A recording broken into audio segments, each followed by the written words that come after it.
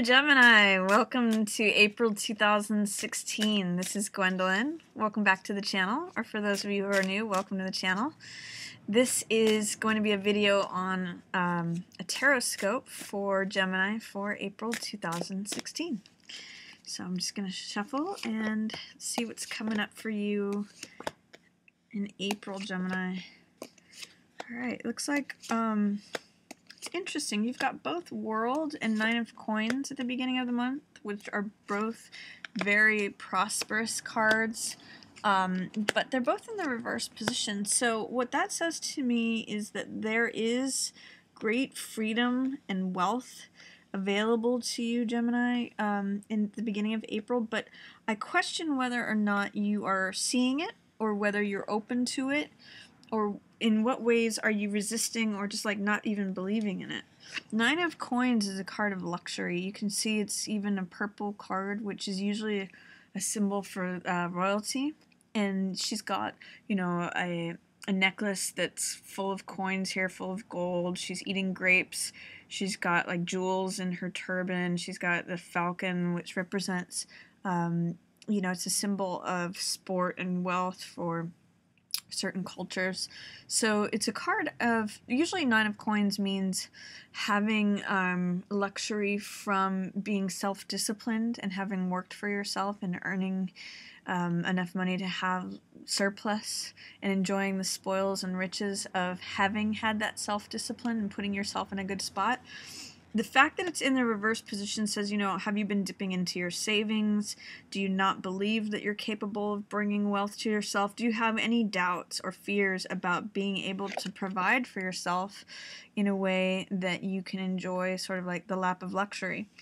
Also here, same thing with World. World is a wonderful card where everything comes together. It's like a card of being in the zone, in the flow.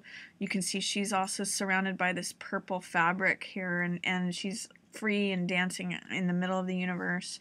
All the different poles are lining up for her. This is the mental element, which is represented by Aquarius or the person. This is for Scorpio, which is a water sign, which is represented by the eagle here. This is Leo, which is the emotions and fire. And then this is Taurus, the bull, which represents the physical element. So it's when all four elements come together, the physical, the emotional, the spiritual, and the mental. I misspoke earlier. That's the spiritual realm.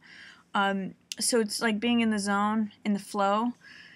And the fact that it's in the reverse position says, you know, there's some sort of freedom of life that you're kind of missing out on, or that's a little dampened right now. It's available to you, but you're either not believing, and that's what the sense I'm getting for you, Gemini, is that you don't see a way out, or you don't believe, you're not believing in the fact that you can bring yourself enough resources and riches to feel completely free and just like celebrating the life, that life is supporting you. This is also a wreath of laurels, which represents, it's traditionally given out to the winner of any sort of contest or anyone who is attempting a trial or a battle or a challenge. This wreath of laurels goes to the winner or the victor. So how is it at the beginning of the month, Gemini, that you're not accessing this? Because it's showing up for you. Nine of Coins and World are beautiful. It's sort of like someone's throwing gold coins at you. Are you going to catch them? Or do you not believe they're for you? I just want you to look into that, Gemini, at the beginning of April.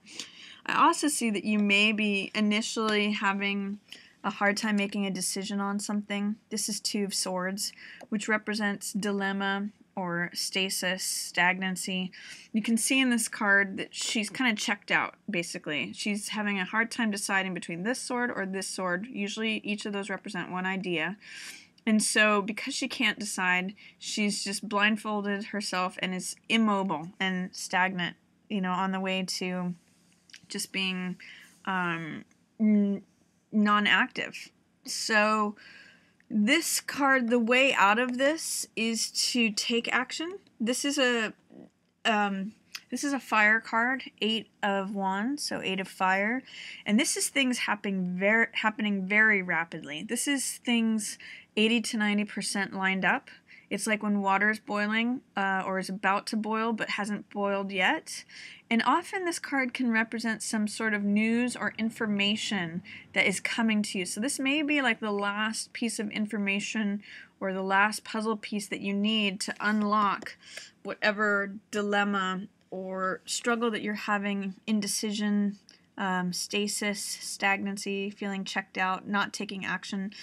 The key to this is taking action, and you may just be waiting for another piece of information, but things can happen very quickly once this card shows up. That's 8 of Wands, things flying through the air, information and stuff approaching completion.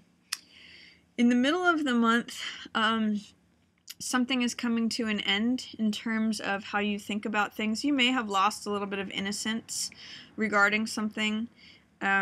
You may have needed to wake up or grow up, or, you know, when I say Fool in the reverse position, that can sometimes mean, I see it sometimes as a loss of innocence or not being as naive as you used to be, or sometimes it can be leaping before you look. He can, you know, on the low side, Fool can be foolishness, and sometimes I just think of it as young thinking or naivete, and that is coming to an end, or how you thought about something, your belief or faith in something is coming to an end. You can no longer continue thinking the same way about it. 10 of Swords is the completion of a cycle, and it's often, I call this card, it's always darkest before the dawn.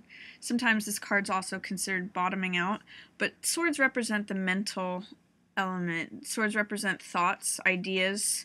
In this case, all the thoughts, all the ways of thinking, all the beliefs are literally killing the person. So this, you can no longer continue thinking this way. It's a way of thinking, it's a belief system that is ending, or that must end. You can't bring it with you. And it may be sort of like this death of innocence, or not being as naive as you were before. But what's great is it brings you to this newfound power. You have this newfound, it's going to actually unlock your personal power. This is Magician, which is innovative, creative. He's able to take all the elements in front of him and transform them into something that he wants, that he creates through his mental focus, through his clarity. It's like when you eliminate all the noise and you kind of wake up from this dreamland or false beliefs, or just even, I'll just call it naivete or innocence. This guy is very powerful and very commanding and very, very much in real time, and has presence, and has a lot of creative powers and capabilities in a way that Fool doesn't. This is a card of 0. This is a card of 1. So you're going from, in some ways, having nothing to having something very definitive. But you have to go through this, it's almost like a rite of passage where you have to let go. It's funny, I'm thinking of this quote actually from the Bible that says, when I was a child, I thought like a child.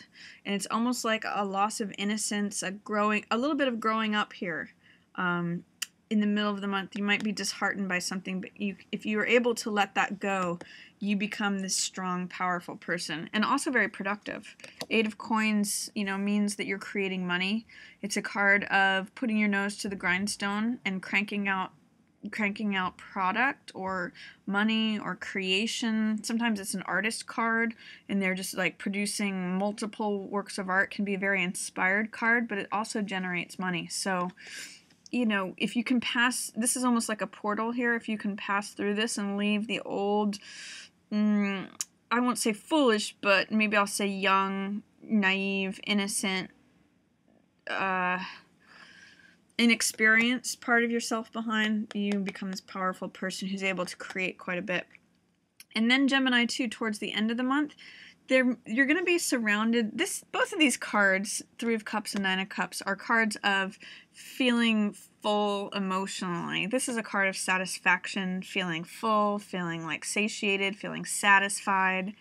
And then this card is 3 of Cups, meaning that you're surrounded by friends and family or like-minded people. It's a card of celebration. It's a card of, you know, in the Rider-Waite, they're dancing. So it's, it may be through accessing your own power and being creative and creating your own money and wealth through potentially your creative powers, or just through your hard, consistent work. You know, you become celebrated. People rally around you, and there's a certain satisfaction that you're going to gain. Also, in terms of new ways of money coming in, Ace of Coins is a new lifestyle, new money, new job. It's a new seed to plant for the new life that you want to create. And I'm seeing that in some way or another, there may be someone that you need to forgive, whether it's yourself or someone else. This card, Judgment, it's actually telling me, in line with this one, is that perhaps there's some way in which criticism or criticalness or thinking a certain way, holding certain beliefs about something is preventing you from being your full, free self. See if you can let go of any sort of judgment, criticism, harsh judgment. See if you can transform that into understanding and forgiveness. This is saying in the reverse position that there may be someone that you're not willing to forgive, that you're having a hard time either forgiving yourself or having a hard time forgiving someone who's in your friends or family. They're trying to support you, but you might be holding on to something. See if you can let the ghosts of the past be behind. You know, if there's people who are rallying around you, see who else might be absent. Because sometimes this can mean there's family members, but there's old ones that have passed away that are showing up too, but in the reverse position. So see how you can employ forgiveness, and it's going to be pretty satisfying for you. It's going to help you unlock this new life, this new source of money, new source of values, new source of like entrance to this garden, basically, Gemini. So it's interesting stuff for you here in April. A lot of it has to do with your belief systems, in how it's either holding you back or not, and what your decisions are based upon what your beliefs are. So that's my reading for you, Gemini, for April 2016. Hope you enjoyed it. As always, feel free to like, share, or subscribe, and I just want to thank everyone for watching. Yours in the stars. I also want to let you know that I'm releasing a course very soon through Daily Ohm, which is about how to learn the major arcana of the tarot in 22 days. It's a 1 card a day course, and it contains over an hour of recorded video.